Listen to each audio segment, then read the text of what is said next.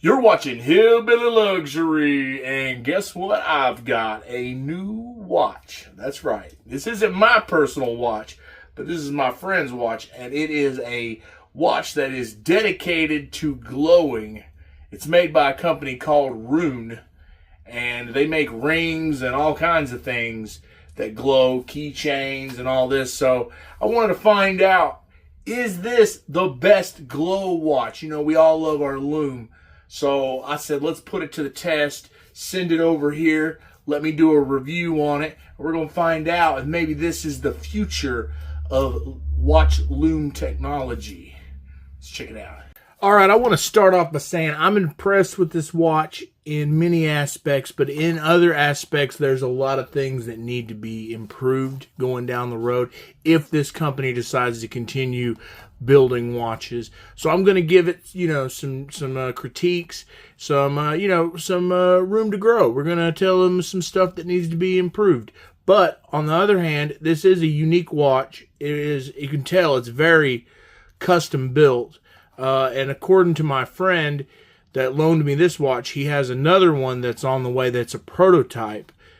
So he thinks, it's going to be an even better glowing watch with maybe better hands and even a bracelet that might have each separate link will glow, apparently, like glowing links made out of this resin material that glows. So apparently they make this resin in-house wherever their shop is. It's here in the United States. I've watched some of their TikTok videos in preparation for doing the review, and I like what they're doing. They got they were more into keychains and rings, and it seems like they've kind of started venturing into the watch game, and so we're going to take a look at this, and we're going to give them some straight up advice on this. I'm going to start off with saying I really do love the, carbon fiber dial. I don't know if it's real carbon fiber, but I don't really know if there was any specs on it that my buddy, because the bezel looks to be carbon fiber as well. It has the effects of carbon fiber at least, and the case is stainless steel. It's got some weight to it. So it looks like it was. It looks as though it was machined pretty crudely. It's not a bad case. It's just very basic when it comes to a watch case. Like, we're talking just like cut and copy. No bevels. No, it's not sharp. All the edges are good, and you got some really cool machine lines. You can see where it's just, it's been milled out. So I don't know if they've been running these through a CNC and cutting them themselves, or they've ordered them from a supplier. But the case itself, feels sturdy. The bezel would be really cool if they made a solid bezel out of this glow ring. So far from what I can see, the main part that glows is that big ring inside there, and also comes through on the side. So I don't know about its water resistancy.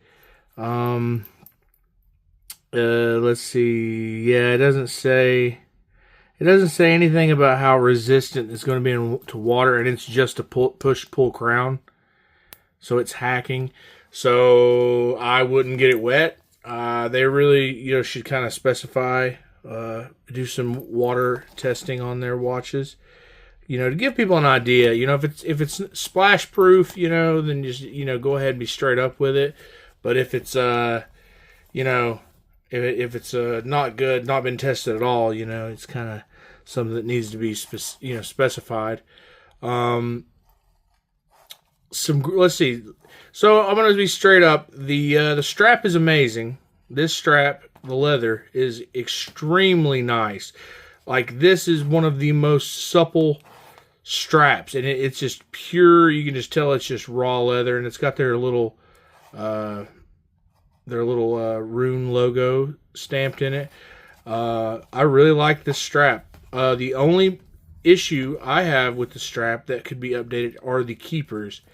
And the keepers are good, but the problem is that either they are just a little too small, or they are just too soft of a material. And what I mean by that is when you go to put the watch on, it is so hard to get that keeper to cooperate. So you're like fighting this to get it through there, which, you know, when it's not on your wrist, it's easier to get it through. And, you know, and this one obviously is easier because it's a free flowing keeper. But this one, I think if this leather right here was a more firm, not so soft, you know, like have the keepers be a more denser leather, like one of these right here. If it was like this type of leather, or you know, a thicker, more sturdy. See, like that doesn't have the flex, but see, you can slide you can do it one, you know, without having to fight it. It just slides right in. And even on this one, that is a suede, you know, you get that where it goes through pretty easy. Well, that one's, it's kind of dented there. But yeah, so that's the only problem I've had with this watch, and that's just because since I've been wearing it, when I go to put it on, I always have to fight with that first keeper right there. It's either maybe needs to be just a tiny bit wider to accommodate the shape of the strap, but when you go to put it on, that's a little bit of a pain in the butt. Yeah, I really like the clasp. It's got the logo Rune in it. You know, the hands are cool. I like it. It's basic. You know, it's just a basic hand, or a basic hand stack. The lume on the hands is pretty much non-existent. There's lume on it. I don't know what kind of lume they used for the hands, but it definitely needs to be upgraded. Because you'll see in a minute when I do a lume shot, I'm going to see how long the lume lasts, and the hands just they just don't make it. If they could make, here's what I was talking to my friend. I was like, if they made this is a material that glows, if they could make a set of hands out of this material, which I know it'd be difficult because it's very small, but if they cut those out of solid sheets of this glow material, make even the second hand, that would be next level. Because I've never seen that done before. Like to see, because, you know, have the hands and even make the little markers, you know, cut from the same resin or plastic that is the glow material. And if you need to cut costs, you know, go quartz. Like this says Japanese movement, mechanical movement, and yeah. Let's see, yeah, right here on the back it says, yeah, steel case and buckle, genuine leather strap, custom handcrafted bezel, 3-hand automatic Japanese movement. And then there's runerefinery.com, that's their website. So you can go on there and see other watches they have, so you can see that they are definitely a small company that is starting their journey into the watch business, and I'm really supportive of that. I would love to see new companies come up, so that's why it's crucial to give some constructive criticism. And another constructive criticism that's going to be is that I'm going to say is the strap. This strap is not a matching size, so you get this. You see what I'm saying? Like that just, it's not a deal breaker because when you're wearing it, you're not really going to notice that. But when it comes to the feel of quality, when you pay money for something, you know, I think these are like, I want to say like $250, maybe $300. I'd have to look to make sure. You know, you want to feel like the straps fit, and it looks like we got just a millimeter off. So either if you're manufacturing your case, you need to make sure you're getting the right spec. Maybe bring down, like if you can't swap out, you've already got these straps made, you might have to redo the case. But I would redo the straps for 1 millimeter, 1 millimeter wider, and that would make all of this wiggliness, this loose, you know, that would solve that and make it feel a lot more tight. Other than that, the strap is great. I mean, I love the suede. It's got the suede on the inside. So let's And we got push-pull crown. That's signed. So they did that. They got that going. It's got good knurling. It's got a good, you know, everything works great. I mean, I can't say that, you know, that I'm seen any issues. So maybe keep on that track, or try to go for a quartz until you can get a large enough following of people to justify mechanical. Because I'm sure this is a lot more, you know, there's a lot more money that goes into a Japanese mechanical than it would be, say, a Japanese quartz. So you could get your designs down pat. Like, even if you integrated your hour markers into that loomed piece that goes on the inside, they could be made from the same piece, and they could come out from, or they could be, or you could cut, maybe make it go in a little bit further, and then take and cut each block out of the actual solid piece of loom, and then, you know, that would give, you know, a lot more usability to the loom. So let's go ahead and let's check out this loom real quick, since I've been yakking about it. So let's check it out. So here it is in low light, and I mean, you can see everything glows pretty decently, and then you can see it glows through to the edge. So you get a cool effect. I'm not gonna lie, I like it. You know, so it's definitely cool. But see, you can see the you can see who's gonna last the longest. The hands are gonna fail first, then your hour markers. But I think they're being assisted by the glowing ring. So yeah, if you could make a hand stack out of this material, oh man, you'd be onto something.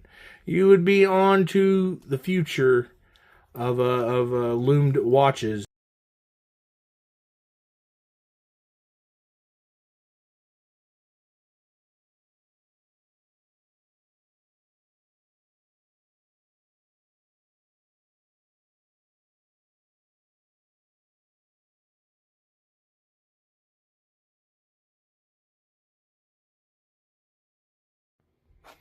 So I got some measurements in, and used the calipers, and I got a 43 millimeter case, and the lug to lug is 22.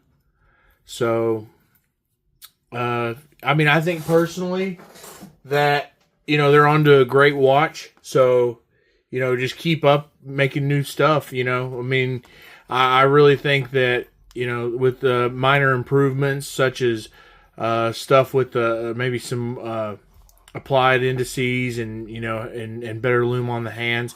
But this ring right here, that stuff is amazing. It glows extremely well. I mean, especially when you've been out in the sunlight and you walk into a dark room. I have a short video that's up that shows just how powerful this loom is versus being outside with it and give it a good charge. Yeah, it's a cool watch. I'm excited to see what else they do. I really think, you know, right now dive watches and watches with integrated bracelets, and, you know, and stuff with smaller. It doesn't have to be, you know, a large watch like this. You could go down to a 40, you know, because, I mean, you can see on the wrist, it's not a bad size, you know, but it definitely has presence. I can imagine, you know, wearing this out to like a bar or somewhere with like UV lights, you know, or a rave or something. It would be pretty cool. Other than that, I mean, I really think they could make something really awesome with these watches. And if you're interested in them, check them out. They're Rune Refinery, and yeah, I might have to pick one of these up myself at some point, but I'll probably wait till they get a little bit more refined. I'll keep an eye on their offerings, you know. But anyways, yeah, thanks for watching. Don't forget to subscribe and like the video and hit the notification bar so you can see other cool watches like this. But anyways, thanks for watching.